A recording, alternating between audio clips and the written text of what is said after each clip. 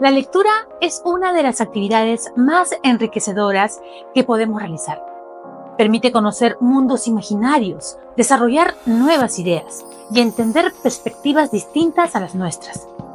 Sin embargo, el no tener una correcta alfabetización provoca un rezago en la forma de leer y escribir, e incluso en todo el aprendizaje que adquirimos a lo largo de la vida. Bienvenidos a este nuevo Masterclass en el que abordaremos el tema la neuroeducación en el desarrollo de la competencia lectora y que se realiza en el marco del diplomado en metodologías activas para el desarrollo del pensamiento crítico y la competencia lectora, que lo realiza la Dirección de Formación Docente en Servicio del Ministerio de Educación en alianza con la Universidad Nacional Mayor de San Marcos. Les saluda Flor Cobello. Soy comunicadora social de la Dirección de Formación Docente en Servicio y en esta oportunidad me acompaña César Ruiz de Somocurcio. César tiene estudios de maestría y doctorado en educación de la Universidad San Martín de Porres. Tiene además una especialidad en psicopedagogía por la Universidad Andrés Bello de Chile y estudios de maestría en neurociencia de la Universidad San Pablo de España.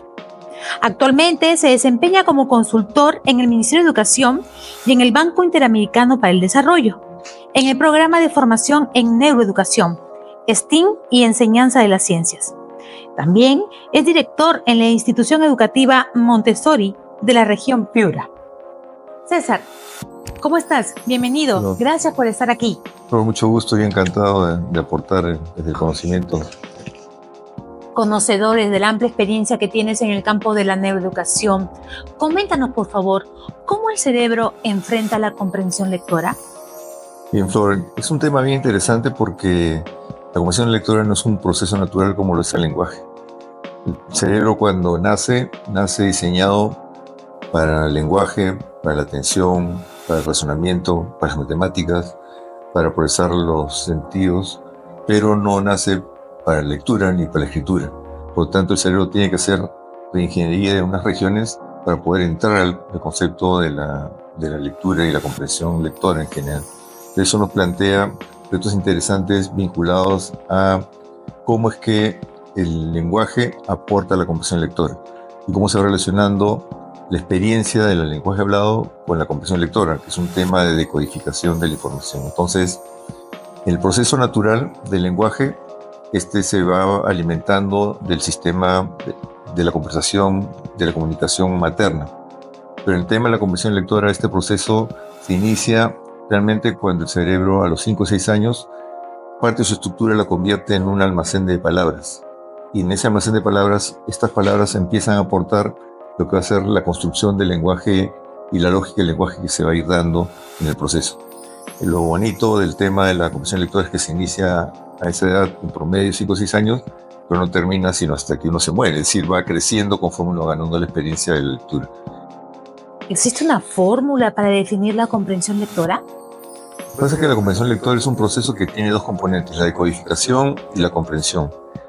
Y lo que hay que entender es que el cerebro naturalmente tiene la capacidad de hacer asociaciones. Entonces la incorporación de la lectoescritura parte por la estructura de la fonológica, de empezar a ensamblar de manera lógica las palabras. Y esto va generando un proceso fluido en la lectura. Entonces, en la medida en que el estudiante maneje toda la descomposición y la comprensión del significado de las palabras, en esa medida se alimenta la comprensión lectora. En la medida que el estudiante tenga problemas para descodificar las palabras, en esa medida el proceso de comprensión se va a ver afectado. Entonces, es una fórmula en la cual se potencian tanto la decodificación como la comprensión lectora. Entendemos entonces que la comprensión lectora es identificar y pronunciar las palabras y también, y no menos importante, poder entender su significado. Desde esa perspectiva, ¿puedes comentarnos sobre los aportes de las funciones ejecutivas en el desarrollo de la comprensión lectora? Bien, las funciones ejecutivas tal vez son unos componentes más ricos que aporta la neurociencia al trabajo docente. O sea, el proceso de aprendizaje no es un proceso que se da solo, sino se da asociado a una serie de habilidades que se van ganando desde el nacimiento y termina su desarrollo en la adolescencia, que son las funciones ejecutivas, donde un elemento importante es la memoria de trabajo que mencionabas y que tiene la capacidad de administrar el proceso de aprendizaje. Tiene la capacidad de administrar el proceso de la lectura, donde maneja la información que está entrando por los sentidos y la asocia con la información que tiene almacenada el cerebro. Entonces, si yo tengo un vocabulario almacenado, lo que va a hacer la memoria de trabajo es estructurar la secuencia lógica de la comprensión de la información que estamos recibiendo. Pero esta memoria de trabajo, como bien mencionabas, tiene una capacidad limitada. Por lo tanto, un estudiante que tiene un vocabulario muy pobre va a generar que esta memoria de trabajo se vea afectada en el proceso de comprensión lectora. Y ahí el vocabulario juega un rol básico para lo que se viene. ¿Qué procesos subyacen en la comprensión escrita y oral? Bien, normalmente uno trabaja lo que llaman los momentos de la lectura, ¿cierto? El antes, el durante, el después de la lectura. Pero adicionalmente, para llegar a eso, tú necesitas entender que la lectura tiene procesos lingüísticos y no lingüísticos detrás de esto. Es decir, la comprensión lectora parte por entender el contexto del lenguaje que uno va desarrollando. Y en este sentido, por ejemplo, si tú usas una palabra como tomate, no es lo mismo un tomate en un contexto de frutas que un tomate en un contexto de un restaurante. Y eso te permite entender que el vocabulario, el docente tiene que trabajar la inferencia detrás de cada palabra o detrás del vocabulario que tienen que trabajar los estudiantes. Es interesante lo que planteas y la importancia que finalmente tiene el vocabulario en la comprensión lectora, teniendo en cuenta que intervienen, como bien dices, otros aspectos relacionados con la intencionalidad y el conocimiento previo, también llamado recuerdos. Pero entonces, ¿es el vocabulario un aspecto crítico para mejorar la comprensión lectora? En promedio, un estudiante que termina la secundaria tendría que estar manejando un promedio de unas 10.000 palabras o familia de palabras en su vocabulario. Por lo tanto, estamos hablando de que ese vocabulario tiene que partir de la experiencia educativa que tiene la escuela y la experiencia que tiene el entorno. Y lo que es más interesante respecto al vocabulario es que los profesores tenemos que incidir sobre la estructura de las palabras, el usar los sufijos, los prefijos como estrategias de que exploten la parte de razonamiento detrás del vocabulario. Eso les permite entonces estructurar mucho mejor su expresión, su comprensión en cualquier área a la cual ellos se van a enfrentar. ¿Cómo la neurociencia aporta a la comprensión lectora? Bueno, normalmente nosotros tenemos 3 momentos de lectura. Y entonces entendamos que el primer momento, que es el tema con el cual yo me enfrento a la lectura, requiere 2 componentes importantes. Uno, la motivación. Es decir, cuando nos enfrentamos a cualquier evento, tenemos un sistema de alerta que nos dice cómo me siento yo frente a ese evento. Y el cerebro se va a quedar enganchado con el evento si es que la emoción es suficientemente fuerte. Entonces, en la medida en que la lectura despierte la curiosidad, responda a la expectativa del estudiante, en esa medida la emoción va a mantener la atención del niño en la lectura. El segundo elemento es que el chico encuentre en la lectura la capacidad de entender lo que está leyendo. Es decir, cuando hablamos de la memoria de trabajo tiene la capacidad de almacenar un poco de información y procesar.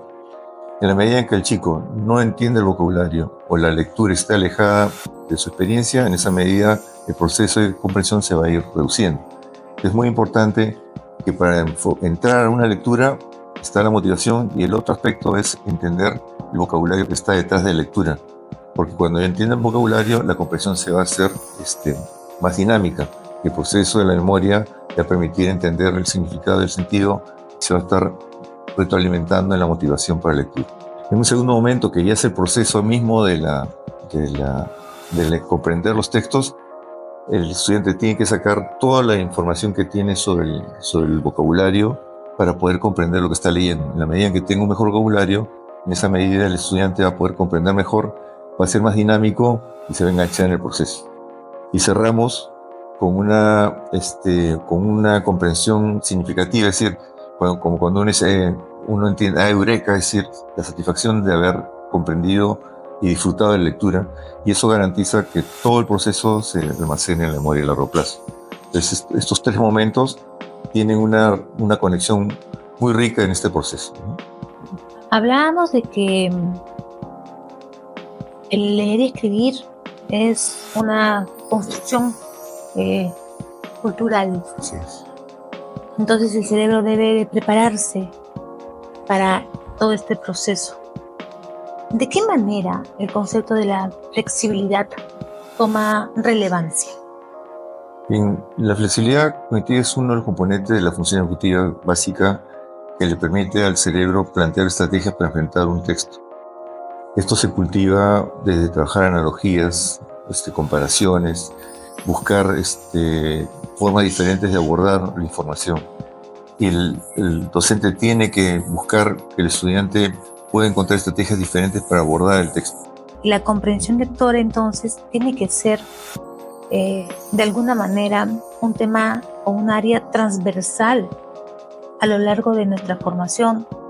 No es como se venía hasta ahora trabajando, que solamente se trabajaba la comprensión lectora en el curso de lenguaje o el curso de comunicación. Ahora la comprensión lectora tiene que ser vista de una manera transversal en todas las áreas, ¿no? Con esa mirada. Esa es la palabra clave. O sea, recordemos que el vocabulario lo tiene que aportar todas las áreas. Y el enfoque que tiene, por ejemplo, las ciencias para trabajar la comprensión lectora es desde el planteamiento de las hipótesis, de la causa-efecto, de las predicciones. La forma de que trabaja sociales es un contexto diferente, desde el contexto hacia la causalidad. Entonces, cada área trabaja de una forma diferente la entrada a la comprensión lectora, y eso es lo que va enriqueciendo. Además, que va aportando obviamente el vocabulario propio de cada región. Y acá hay otro componente importante que también es bueno decir. Pueden venir chicos con una buena capacidad de hablar, del lenguaje hablado, pero no necesariamente el vocabulario que traen es el que van a encontrar en lo académico. Porque cuando ellos empiecen con los textos y los libros de lectura, el vocabulario que encuentran ahí no necesariamente forma parte de su vocabulario de la experiencia. Entonces ahí hay temas que son parte importante que el docente tiene que ir incorporando, y que donde, como dices tú, todas las áreas tienen que ir aportando el vocabulario que va a enriquecer a ese estudiante para enfrentar la siguiente etapa que le toca. Ya para ir cerrando, César, nos gustaría que nos puedas dar algunas recomendaciones para poder reforzar la comprensión lectora con nuestros hijos. Sí. Hay un estudio muy interesante donde se analizan todas las estrategias que hay respecto a la comprensión lectora y al uso desde las técnicas de resaltar, subrayar, resumir como estrategias.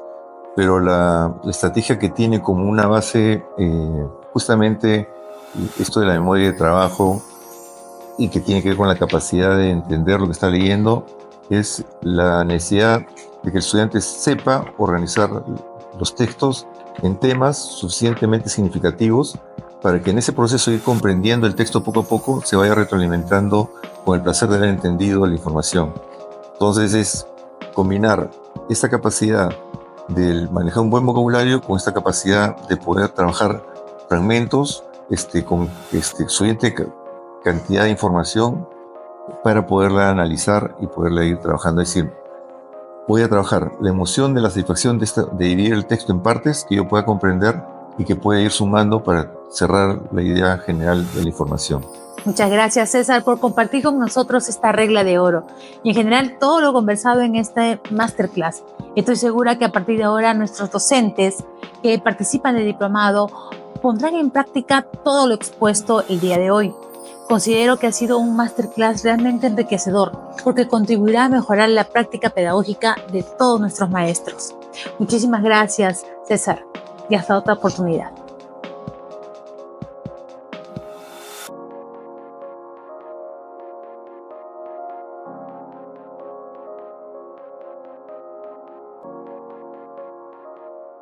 Ministerio de Educación. Ponle punche y ganamos todos Perú. Gobierno del Perú.